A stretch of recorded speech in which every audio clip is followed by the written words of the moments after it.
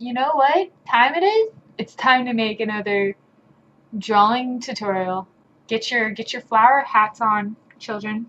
We are going to be working on mammoths today. And if you're thinking that's a bit advanced, seeing that we just covered shading depressed bunnies last time, we all know how well that went. Pockets of Cthulhu's right here. And then here are your little cinnamon buns right here. Every other drawing person is teaching it, so that's how we're gonna teach it today. Okay, so what we have here are my references.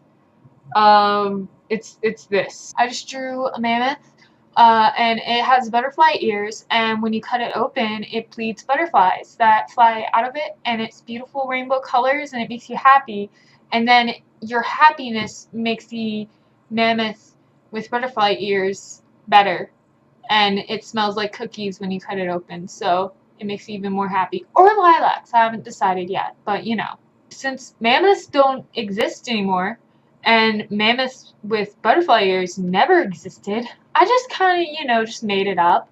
But you have to sort of make it up so it makes sense. So first thing I did was just create the frontal view. This is the frontal view symbol of the mammoth.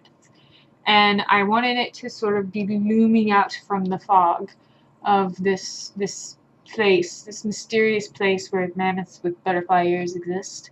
And then after that, I said to myself, you know what? I just don't think that's enough. So I drew the mammoth, and now he has friends. He has Wolfman, or just Wolf. That's just Wolf, and Miss Octopus over there. They're having a good old time coming out of the ocean.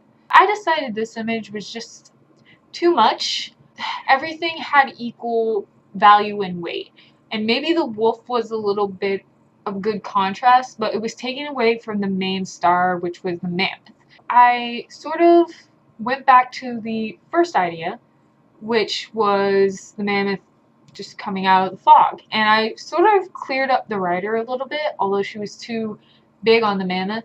I also kind of drew a close-up of the writer on the mammoth so I could figure out her pose and what she was doing. She's holding a flag for some reason. I don't know what the flag is for. It could be a flag of I surrender in drawing mammoths. Feeling the whimsy. Anyways, what? I don't remember what we're talking about. So this is a mammoth rider, and she's basically just chilling out, standing with whatever. Yeah, it's that. I decided to draw the magical creature from the side, so I knew how long it was. So I gave it a wolf tail because I thought that was a good idea at the time. And then I sort of drew the mammoth rider in comparison with the mammoth. So you can see she's itty bitty, and it's huge, kind of ginormous. Basically, the idea of this was sort of to show you how I get my concepts in and how I kind of mess with the idea a little bit so I know exactly what I'm drawing. I now know where I'm going to go with it, and it's just going to be that much easier to get done quicker. Next week, which if there is a next week, I don't know. This is crazy.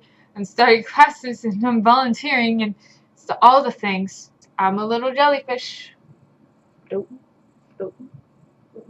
It's a bad way to end a video, but I'm doing it. Floating, jellyfishing.